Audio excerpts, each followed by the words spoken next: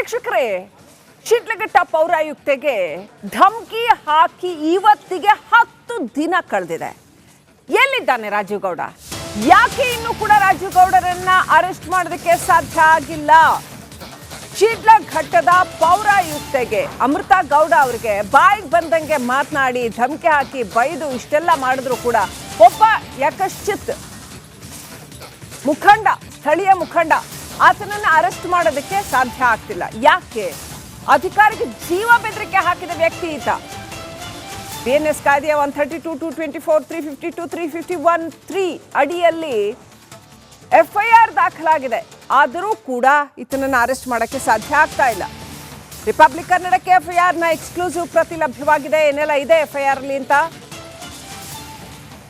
ಕಾಂಗ್ರೆಸ್ನಿಂದ ಕಿಕ್ಔಟ್ ಆಯ್ತು, ಆದ್ರೆ ಅರೆಸ್ಟ್ ಯಾವಾಗ? ಜಸ್ಟ್ ಕಿಕ್ಔಟ್ ಮಾಡಿದ್ರೆ ಸಾಕ? ನೋಡಿ, ಸಣ್ಣ ಪುಟ್ಟ ಮುಖಂಡರುಗಳ ಇಷ್ಟು ದೊಡ್ಡ ಪ್ರಮಾಣದಲ್ಲಿ ಧಮಕಿ ಹಾಕಿ ಅಧಿಕಾರಿಗಳನ್ನ, ಆಯುಕ್ತರನ್ನ ಹೆದರಿಸಿ ಬೆದರಿಸಿ ಜೀವ ಬೆದರಿಕೆ ಹಾಕಿ ಇಟ್ಕೋತಾರೆ ಅಂದ್ರೆ ಇನ್ನು ದೊಡ್ಡ ದೊಡ್ಡ ಲೀಡರ್ಸ್ ಯಾವ ರೇಂಜ್ಗೆ ಅಧಿಕಾರಿಗಳನ್ನ ಹೆದರಿಸಬಹುದು?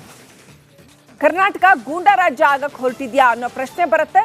ಯಾಕೆ ಒಂದು ಅರೆಸ್ಟ್ ಮಾಡಕ್ಕೆ ಯಾಕೆ ಆಗಿಲ್ಲ? ಕನಿಷ್ಠ ಪಕ್ಷ ಕಾನೂನಿನಡಿ ತರಕ್ಕೆ ಯಾಕಾಗಲ್ಲ ಇವ್ರನ್ನೆಲ್ಲ ಅನ್ನೋ ಪ್ರಶ್ನೆ ಹೇಳುತ್ತೆ.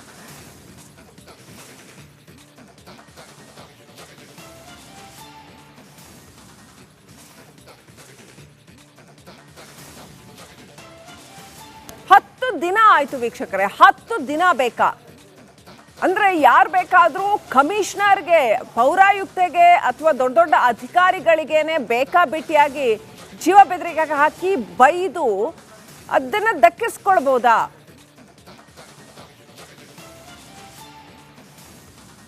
ಕಡೆ ಪಕ್ಷ ಈ ವ್ಯಕ್ತಿ ರಾಜೀವ್ ಗೌಡ ಅದಕ್ಕೊಂದು ಕ್ಷಮೆ ಕೇಳುವಂಥದ್ದಾಗ್ಲಿ ಅಥವಾ ತಾನು ಸಾರ್ವಜನಿಕ ಜೀವನದಲ್ಲಿ ಮುಂದೆ ಬಂದು ಅದ್ರ ಜವಾಬ್ದಾರಿ ತಗೊಂಡು ಈ ತರ ಮಾಡಬಾರ್ದಾಗಿತ್ತು ಅನ್ನುವಂಥ ತಪ್ಪು ತಿದ್ದುಕೊಳ್ಳೋ ಕೆಲಸ ಆಗ್ಲಿ ಏನೂ ಇಲ್ಲ. ಯಾರು ಪ್ರೊಟೆಕ್ಟ್ ಮಾಡ್ತಾ ಇದ್ದಾರೆ ರಾಜೀವ್ ಗೌಡನ್ನ? ಸರ್ಕಾರ ಇದಕ್ಕೆ ಉತ್ತರ ಕೊಡಬೇಕು, ಗೃಹ ಇಲಾಖೆ ಉತ್ತರ ಕೊಡಬೇಕು.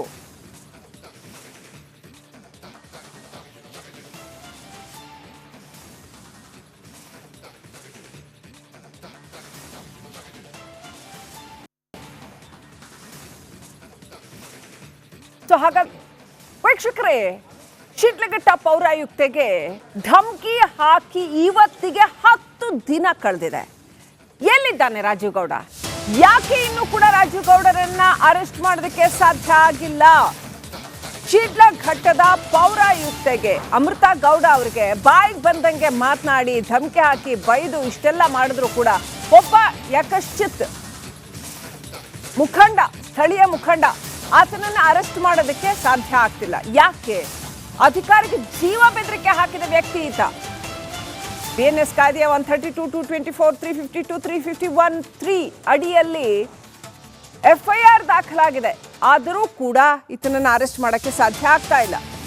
ರಿಪಬ್ಲಿಕ್ ಕನ್ನಡಕ್ಕೆ FIR ನ ಎಕ್ಸ್ಕ್ಲೂಸಿವ್ ಪ್ರತಿ ಲಭ್ಯವಾಗಿದೆ. ಏನೆಲ್ಲ ಇದೆ FIR ಅಲ್ಲಿ ಅಂತ. ಕಾಂಗ್ರೆಸ್ನಿಂದ ಕಿಕ್ಔಟ್ ಆಯ್ತು, ಆದ್ರೆ ಅರೆಸ್ಟ್ ಯಾವಾಗ? ಜಸ್ಟ್ ಕಿಕ್ಔಟ್ ಮಾಡಿದ್ರೆ ಸಾಕ? ನೋಡಿ, ಸಣ್ಣ ಪುಟ್ಟ ಮುಖಂಡರುಗಳ ಇಷ್ಟು ದೊಡ್ಡ ಪ್ರಮಾಣದಲ್ಲಿ ಧಮಕಿ ಹಾಕಿ ಅಧಿಕಾರಿಗಳನ್ನ, ಆಯುಕ್ತರನ್ನ ಹೆದರಿಸಿ ಬೆದರಿಸಿ ಜೀವ ಬೆದರಿಕೆ ಹಾಕಿ ಇಟ್ಕೋತಾರೆ ಅಂದ್ರೆ ಇನ್ನು ದೊಡ್ಡ ದೊಡ್ಡ ಲೀಡರ್ಸ್ ಯಾವ ರೇಂಜ್ಗೆ ಅಧಿಕಾರಿಗಳನ್ನ ಹೆದರಿಸಬಹುದು? ಕರ್ನಾಟಕ ಗೂಂಡಾ ರಾಜ್ಯ ಆಗಕ್ಕೆ ಹೊರಟಿದ್ಯಾ ಅನ್ನೋ ಪ್ರಶ್ನೆ ಬರುತ್ತೆ.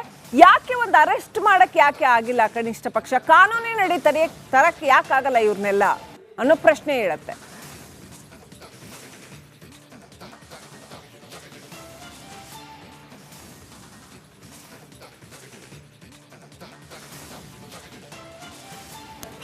ದಿನ ಆಯ್ತು ವೀಕ್ಷಕರೇ. 10 ದಿನ ಬೇಕಾ? ಅಂದ್ರೆ ಯಾರು ಬೇಕಾದ್ರೂ ಕಮಿಷನರ್ಗೆ, ಪೌರಾಯುಕ್ತೆಗೆ ಅಥವಾ ದೊಡ್ಡ ದೊಡ್ಡ ಅಧಿಕಾರಿಗಳಿಗೇನೆ ಬೇಕಾಬಿಟ್ಟಿಯಾಗಿ ಜೀವ ಬೆದರಿಕೆ ಹಾಕಿ ಬೈದು ಅದನ್ನ ದಕ್ಕಿಸ್ಕೊಳ್ಬಹುದಾ?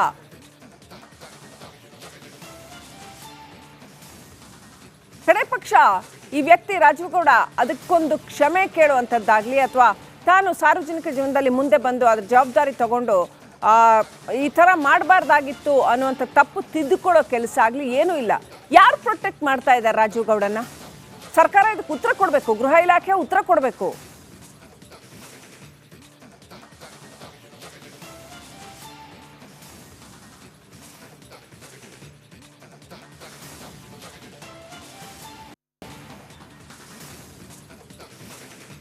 ಸೊ ಹಾಗಾಗಿ ವೀಕ್ಷಕರೇ, ಶಿಡ್ಲಘಟ್ಟ ಪೌರಾಯುಕ್ತೆಗೆ ಧಮಕಿ ಹಾಕಿ ಇವತ್ತಿಗೆ 10 ದಿನ ಕಳೆದಿದೆ. ಎಲ್ಲಿದ್ದಾನೆ ರಾಜೀವ್ ಗೌಡ? ಯಾಕೆ ಇನ್ನೂ ಕೂಡ ರಾಜೀವ್ ಗೌಡರನ್ನ ಅರೆಸ್ಟ್ ಮಾಡೋದಕ್ಕೆ ಸಾಧ್ಯ ಆಗಿಲ್ಲ? ಶಿಡ್ಲಘಟ್ಟದ ಪೌರಾಯುಕ್ತೆಗೆ ಅಮೃತಾ ಗೌಡ ಅವರಿಗೆ ಬಾಯಿಗೆ ಬಂದಂಗೆ ಮಾತನಾಡಿ ಧಮಕಿ ಹಾಕಿ ಬೈದು ಇಷ್ಟೆಲ್ಲ ಮಾಡಿದ್ರು ಕೂಡ ಒಬ್ಬ ಯಕಶ್ಚಿತ್ ಮುಖಂಡ, ಸ್ಥಳೀಯ ಮುಖಂಡ, ಆತನನ್ನು ಅರೆಸ್ಟ್ ಮಾಡೋದಕ್ಕೆ ಸಾಧ್ಯ ಆಗ್ತಿಲ್ಲ. ಯಾಕೆ? ಅಧಿಕಾರಿಗೆ ಜೀವ ಬೆದರಿಕೆ ಹಾಕಿದ ವ್ಯಕ್ತಿ ಈತ. BNS ಕಾಯ್ದೆಯ 132, 224, 352, 351(3) ಅಡಿಯಲ್ಲಿ FIR ದಾಖಲಾಗಿದೆ. ಆದರೂ ಕೂಡ ಈತನನ್ನು ಅರೆಸ್ಟ್ ಮಾಡೋಕ್ಕೆ ಸಾಧ್ಯ ಆಗ್ತಾ ಇಲ್ಲ. ರಿಪಬ್ಲಿಕ್ ಕನ್ನಡಕ್ಕೆ FIR ನ ಎಕ್ಸ್ಕ್ಲೂಸಿವ್ ಪ್ರತಿ ಲಭ್ಯವಾಗಿದೆ. ಏನೆಲ್ಲ ಇದೆ FIR ಅಲ್ಲಿ ಅಂತ. ಕಾಂಗ್ರೆಸ್ನಿಂದ ಕಿಕ್ಔಟ್ ಆಯ್ತು, ಆದ್ರೆ ಅರೆಸ್ಟ್ ಯಾವಾಗ? ಜಸ್ಟ್ ಕಿಕ್ಔಟ್ ಮಾಡಿದ್ರೆ ಸಾಕಾ? ನೋಡಿ, ಸಣ್ಣ ಪುಟ್ಟ ಮುಖಂಡರುಗಳ ಇಷ್ಟು ದೊಡ್ಡ ಪ್ರಮಾಣದಲ್ಲಿ ಧಮಕಿ ಹಾಕಿ ಅಧಿಕಾರಿಗಳನ್ನ, ಆಯುಕ್ತರನ್ನ ಹೆದರಿಸಿ ಬೆದರಿಸಿ ಜೀವ ಬೆದರಿಕೆ ಹಾಕಿ ಇಟ್ಕೋತಾರೆ ಅಂದ್ರೆ ಇನ್ನು ದೊಡ್ಡ ದೊಡ್ಡ ಲೀಡರ್ಸ್ ಯಾವ ರೇಂಜ್ಗೆ ಅಧಿಕಾರಿಗಳನ್ನ ಹೆದರಿಸಬಹುದು? ಕರ್ನಾಟಕ ಗೂಂಡಾ ರಾಜ್ಯ ಆಗಕ್ಕೆ ಹೊರಟಿದ್ಯಾ ಅನ್ನೋ ಪ್ರಶ್ನೆ ಬರುತ್ತೆ. ಯಾಕೆ ಒಂದು ಅರೆಸ್ಟ್ ಮಾಡಕ್ಕೆ ಯಾಕೆ ಆಗಿಲ್ಲ? ಕನಿಷ್ಠ ಪಕ್ಷ ಕಾನೂನಿನಡಿ ತರಕ್ಕೆ ಯಾಕೆ ಆಗಲ್ಲ ಇವ್ರನ್ನೆಲ್ಲ ಅನ್ನೋ ಪ್ರಶ್ನೆ ಹೇಳುತ್ತೆ.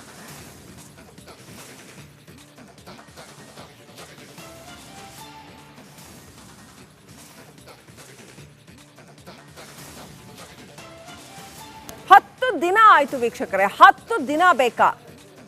ಅಂದ್ರೆ ಯಾರು ಬೇಕಾದ್ರೂ ಕಮಿಷನರ್ಗೆ, ಪೌರಾಯುಕ್ತೆಗೆ ಅಥವಾ ದೊಡ್ಡ ದೊಡ್ಡ ಅಧಿಕಾರಿಗಳಿಗೇನೆ ಬೇಕಾಬಿಟ್ಟಿಯಾಗಿ ಜೀವ ಬೆದರಿಕೆ ಹಾಕಿ ಬೈದು ಅದನ್ನ ದಕ್ಕಿಸ್ಕೊಳ್ಬಹುದಾ?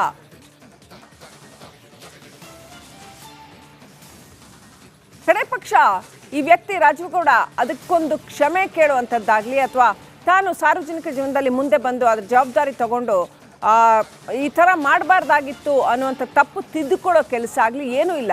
ಯಾರು ಪ್ರೊಟೆಕ್ಟ್ ಮಾಡ್ತಾ ಇದ್ದಾರೆ ರಾಜೀವ್ ಗೌಡನ್ನ?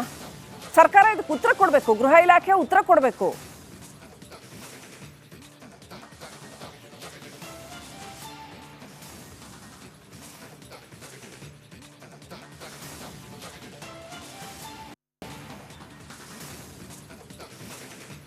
ಸೊ ಹಾಗಾಗಿ ವೀಕ್ಷಕರೇ, ಶಿಡ್ಲಘಟ್ಟ ಪೌರಾಯುಕ್ತೆಗೆ ಧಮಕಿ ಹಾಕಿ ಇವತ್ತಿಗೆ 10 ದಿನ ಕಳೆದಿದೆ. ಎಲ್ಲಿದ್ದಾನೆ ರಾಜೀವ್ ಗೌಡ? ಯಾಕೆ ಇನ್ನೂ ಕೂಡ ರಾಜೀವ್ ಗೌಡರನ್ನ ಅರೆಸ್ಟ್ ಮಾಡೋದಕ್ಕೆ ಸಾಧ್ಯ ಆಗಿಲ್ಲ?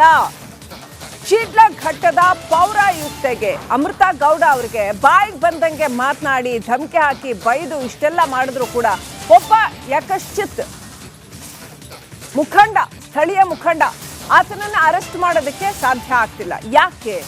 ಅಧಿಕಾರಿಗೆ ಜೀವ ಬೆದರಿಕೆ ಹಾಕಿದ ವ್ಯಕ್ತಿ ಈತ. BNS ಕಾಯ್ದೆಯ 132, 224, 352, 351(3) ಅಡಿಯಲ್ಲಿ FIR ದಾಖಲಾಗಿದೆ. ಆದರೂ ಕೂಡ ಈತನನ್ನು ಅರೆಸ್ಟ್ ಮಾಡೋಕ್ಕೆ ಸಾಧ್ಯ ಆಗ್ತಾ ಇಲ್ಲ. ರಿಪಬ್ಲಿಕ್ ಕನ್ನಡಕ್ಕೆ FIR ನ ಎಕ್ಸ್ಕ್ಲೂಸಿವ್ ಪ್ರತಿ ಲಭ್ಯವಾಗಿದೆ. ಏನೆಲ್ಲ ಇದೆ FIR ಅಲ್ಲಿ ಅಂತ.